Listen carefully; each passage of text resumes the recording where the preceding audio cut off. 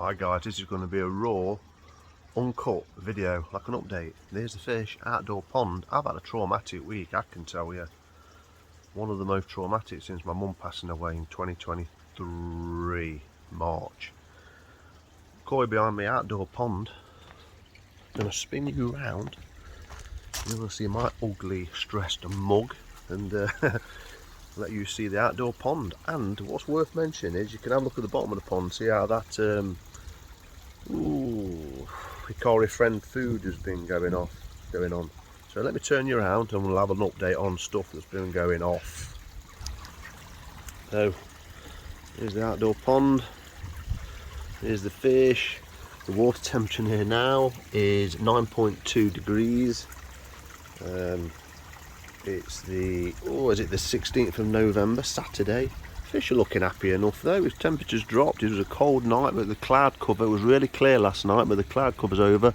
So actually when I opened the door this morning to let the dogs out, or Teddy out, it felt quite mild considering how cold it was last night and I'd been.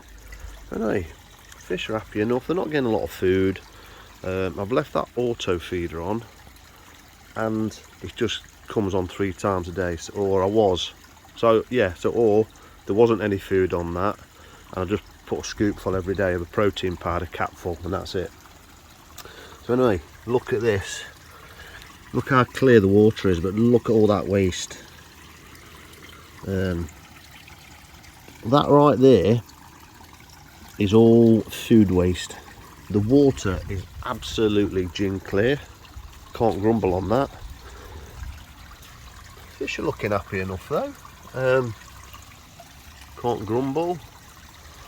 So when I come back up, I'm going to top that up for them so they can get, only feeds a few sprinkles 3 times a day. Just keep them on ticking over.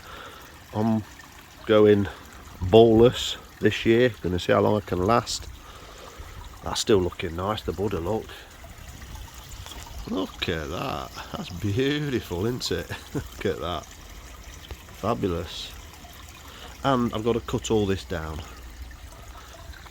Definitely got to cut this down, because when I don't and leave it, it's a bugger when you leave new growth coming up. So I might do that tomorrow if I can be bothered. Cut that down. Anyway, while I'm walking down, why have I had a traumatic week? Well, last Friday, a week ago, well, my Westie, Summer, it's not been very well for about 6 weeks now. So I took her to the vet and they were saying, oh, it's dementia, could be a tumour, cancer, just guessing all sorts of stuff. Yeah, so anyway, gave us antibiotics, liquid paracetamol, all the sorts of stuff that you get. Anyway, we've been obviously just giving her the medication and stuff, and she seemed to, her stomach stuff seemed to quieten down, the bees. So we've kept muddling on, as you do. But last Friday, it all come to a bit of a head. She stopped feeding. She didn't feed for that weekend. Monday, she was really bad, and I mean really bad, in the right state, so we had to get her to the vets. Her face had all swollen up to the side. Took her in, vet says we're going to keep her in. We're going to sedate her and drain the fluid in the side of her jaw and her mouth. So anyway, I took her in. I got a call 40 minutes later and saying, no, she's in a really bad way. She's got an hole in her mouth. Never seen anything like it. What do you want us to do? Obviously asking that question about putting to sleep, and I says, well, you know, we haven't said goodbye or anything like that. So she says, well, we can try antibiotics and give her some medication, you know, for pain relief, liquid paracetamol and stuff like that. Do you want us to do that? I says, yeah, let's give it a go. So anyway, gave it a go. Come and pick her up at 5:30 then. So that was about an hour later. Went to pick her up, and she was sat up, you know, as they are. The dogs are sat there, and she's showing us a picture of her mouth, and the hole in her mouth weren't as bad as I thought, as what she said. Because when they told me, she was quite graphic, the vet. She says, oh, there's a hole in her mouth, and you can actually, it goes like actually behind the eyes. So I was thinking roof of the mouth, but it wasn't. So actually, so cutting a long story short, she said she took where the corner of her mouth is, top of the jaw, she'd shown us 5 teeth. Her breath was rancid. And we noticed her breath over last week getting really bad. So all them teeth would literally, she said she touched them and they all just fell out. So she got a massive tooth infection which has been undiagnosed and spread into the gums and the roof of the mouth, and it sort of eroded a little bit of the mouth. So anyway, she's been on the antibiotics. They said if she doesn't feed by tonight or tomorrow, they want her back in because the vet are going to put her on a, you know, give her some fluid or something. So anyway, she amazed us. She had something to eat the following morning. She didn't that night because she was well groggy after all the treatment. They'd gone into it's gone into a back leg at the side, shaved that, the 2 front legs, she got an hole in her bloody jaw. So anyway, we had all that back. Yeah, so we took her back. She was just quiet that night. Next morning, I gave her some bits of cheese with the medication and the antibiotics in. She took that. She had some. Then she had some chicken later on. She'd went for a wee. She's drinking water. She's walking around a little bit. Not got a lot of energy. So we thought, well, we'll ring the vet up. They said, well, that's great news. We're really pleased. Bring her in tomorrow. We'll take a cannula out. They left the cannula in. Don't need to come in today. Great. Anyway, went in the next day. Saw a different vet. Now this vet we've seen before, and this one's a bit like, almost like Dr. Death. Honestly, I don't. Yeah. Anyway, I'm not going to go too much into it because it makes me a bit angry. So we put her on the counter as you do. Vet looked at her. She's not in a good way, is there? There's nothing we can do. Like what? And my missus went, well, yesterday the vet was quite optimistic. Give her antibiotics and this, that and that. And she's, oh yeah, well she is a bit like that. And it's like, what is going on? This is the day after, by the way. So anyway, I said to my missus, oh, you're probably being a bit unfair with that vet, because she did tell me, she was quite, you know, saying that, you know, do we want to pull her to sleep, and the roof of the mouth, you know, the mouth and stuff like that is not good. But anyway, I says to the vet, this second vet, but looking at the images, they weren't as bad as I thought. It's clearly a tooth infection. And how long do we give antibiotics? Because obviously at the minute she's got this mouth problem, so she's not going to chew and eat. So therefore, we're going to struggle getting food into her, because she's a very strong-willed dog as well. She eats raw food. And anyone that knows a dog on raw food, they can sort of, you know, eat every day and have a spell. Then they might go without food for a couple of days. She can go without food for long periods of time. But since we've had Teddy, the other dog, she has been feeding a lot more ferociously. So anyway, this second vet, more or less, I think that second day she would have put her down there and then. It wasn't until I, you know, prompted her and says, well, you know, if we can get the, you know, she had medication, antibiotics yesterday, but she hasn't this morning yet. But the only worry is we can't get it in her. So she says, well, what I'll do is, which antibiotic didn't she have? Because we had 2. We had like a pink one, then there's a white one. She said, well, she's had that one, but not the other one, because it's a bigger tablet. She says, well, forget about that one then, and I'll inject her with that one. So they inject her another antibiotic, or the tablet that the bigger tablet that she's struggling to digest, get into her mouth. So anyway, I was fearing the worst. I have been an absolute mess, honestly. The 3 days, this last week, I've been saying goodbye every day. I've really took the moments with her, the time with her, and basically saying goodbye. So got to a point of saying goodbye Wednesday. And then she threw me a curveball. She went on the garden, she started sneezing, whacked her face, cut her face, and she had blood all over her face. And that was it for me. That was the moment I thought, I can't, this is it, I can't. So I said goodbye to her, I wiped her up, got on the rocker on my garden. The sun was beating on me, we had a lovely moment. She's sitting there, stroking her belly. We had an absolute amazing time. And then went in, not even had my breakfast, got my breakfast, eggy bread, cup of tea, sat there and she wanted the settee, gave her some eggy bread, started eating the bloody eggy bread, didn't she? Thought, what the hell, what? So anyway, Mrs. came in, and then we tried some more food. So I thought, no. So before my Mrs. came in, gave her loads of chicken. Got some cold chicken and gave her that. So she had quite a bit of chicken. It's like, wow, what a roller coaster. And then she ate some more. And then that night, my God, here we see your koi. That night, what did she do? It just blown us away. We got the treat time for us. We have a tea, and we get the dogs a treat each, like most people do.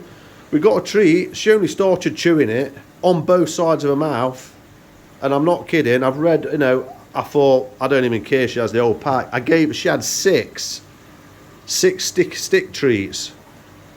Blown away, absolutely blown away.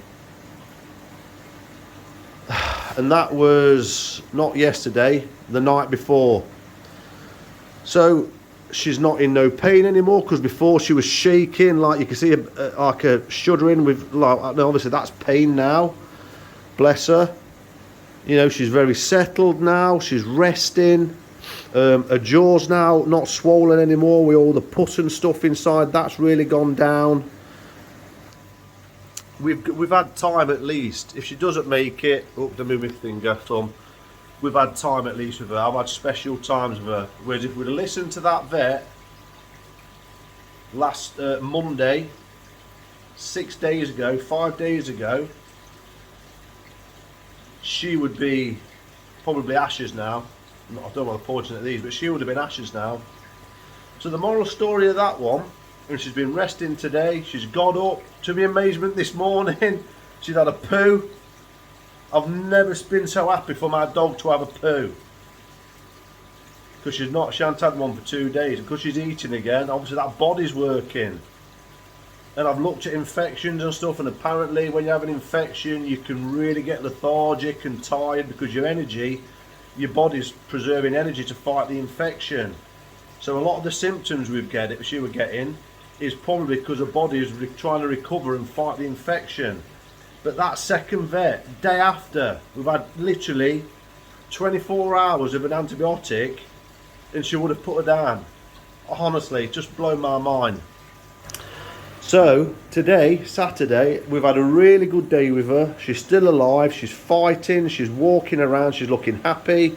I've had lots of cuddles again, because she was, honestly guys, she was stinking bad in her mouth. It was so bad, she'd fill the room. She don't smell anymore, she's not shaking.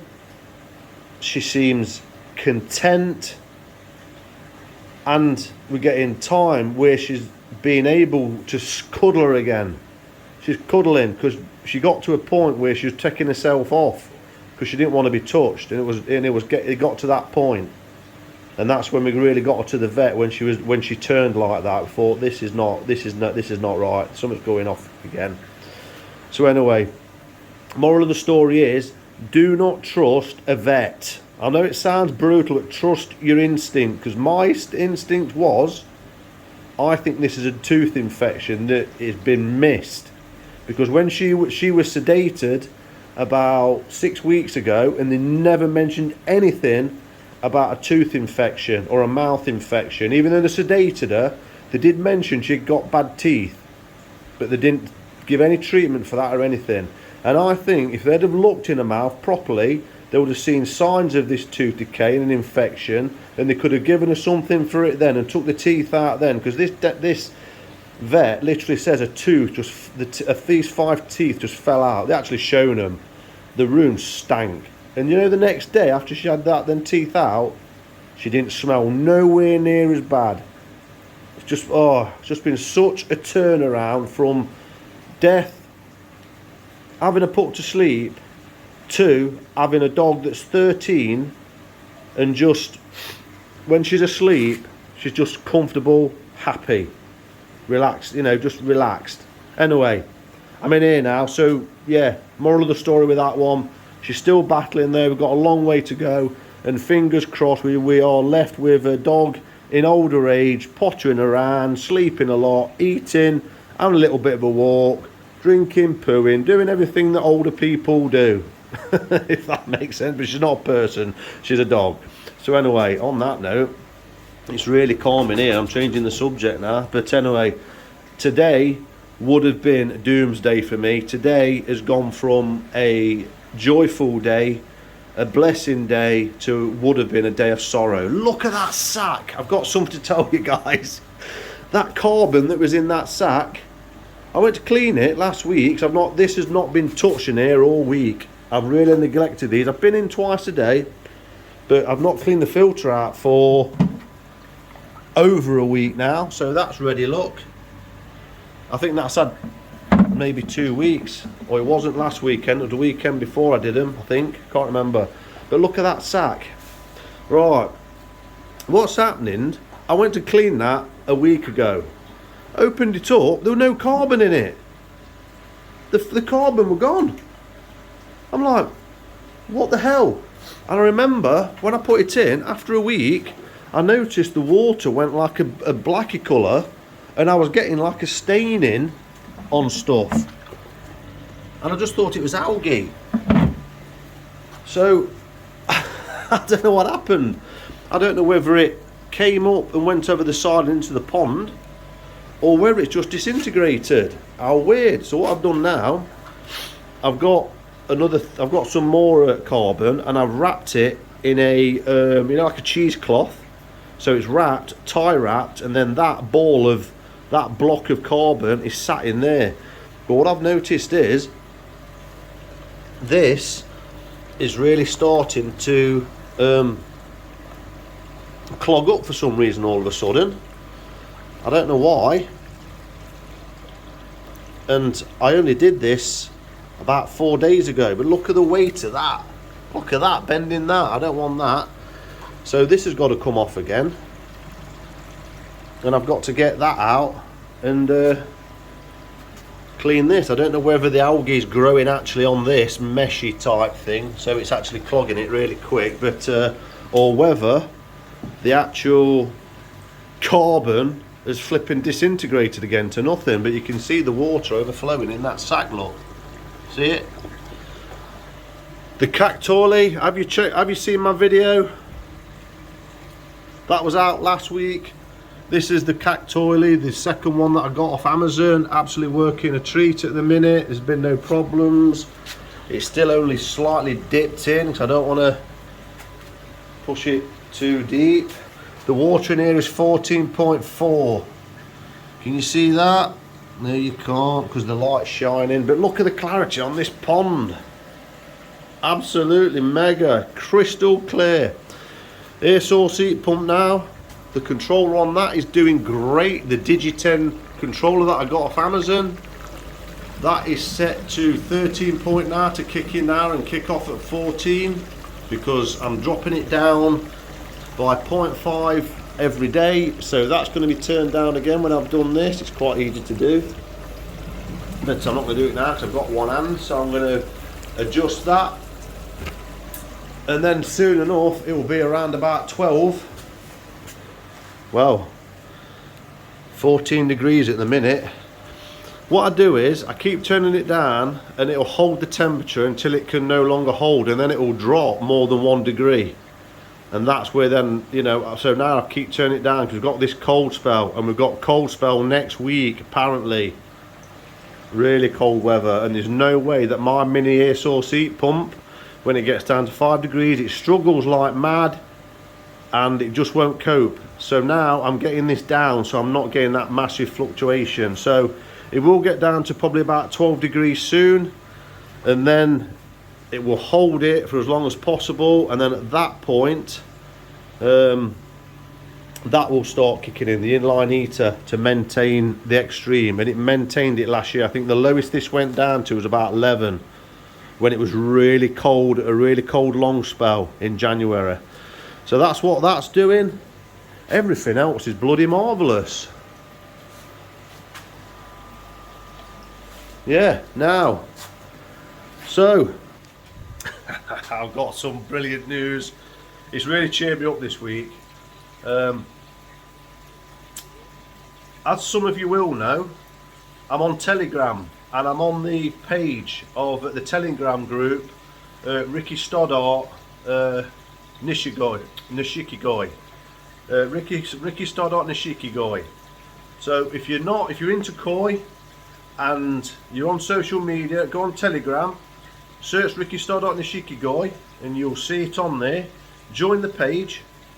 It's great content. There's one group but loads of topics on the side. I'm now an admin on there, and yeah, so Ricky's been posting some videos lately and he shares his content and bits of snippets and he's making you jealous of what he's got. So I've been giving him some cheeky posts, some cheeky requests and I've just sent him a message saying, oh, it's my dream. As you know, I've got one sockeye fish farm at Tancho Show in there, and I'd love to have a Sankey, SFF Sankey, a Showa, a Kohaku and a Tancho Showa, all Saki fish farm. Do you know what I mean? Of decent quality. So anyway, drop me a video dinner of a Kohaku with 2 in a bowl. Got me tempted. So he really cheered me up this last week. Bless Ricky. So thanks for that, Ricky, if you see this video. And I picked one and I've got it overwintering with Ricky. So that's going to drop in spring. And the other good news on that, he posted a video of if you've not seen it, he got a video of when he was at NND and the Shiro, the DK line Shiro Exuri, and he's got it called Real Tatigoi because he had an opportunity to go head to head with Fujio from NND and hand select from their Tatigoi, Real Tatigoi. Not someone saying, oh, these are Tatigoi and things like that. These really are Tatigoi. And anyway, so they really are good quality fish. So, and that parent set is no longer a parent set. They're on 2nd generation now. So the fish that he's got, I think he managed to get 50 of them. He dropped one in, didn't he? And I thought he was sharing it with me at the time. And I just cheekily says to him, are you sharing that, or is that available to me? And he went, yeah, mate. So I was like, what? I said, you got any more? And anyway, he went and picked another 3, and I picked one, and that's overwintering with Ricky as well. So I'm absolutely buzzing, just because I'm into Japanese culture. I've never been to Japan, and I will do one day. They're all Japanese orchids there, look, and they've got the same culture, those orchids, as koi. Honestly, if you search them, Vanda falcata or Neo-Phoenicia falcata, you'll see the history in them. So yeah, so I'll let that waffle. There's quite a lot of waffle in there, but I hope you've enjoyed that one. Please subscribe, hit Koi Kicks here. Please check out another video selected by YouTube. Please hit the like button.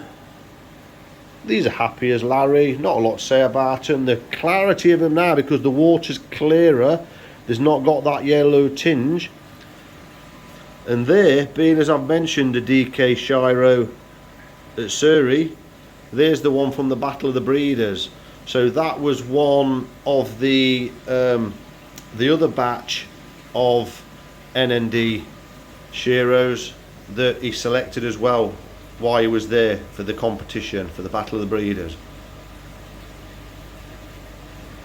But they were from a different pond and a different selection, if you know what I mean. Anyway, on to that bloody thing before it bursts. See you on the next one.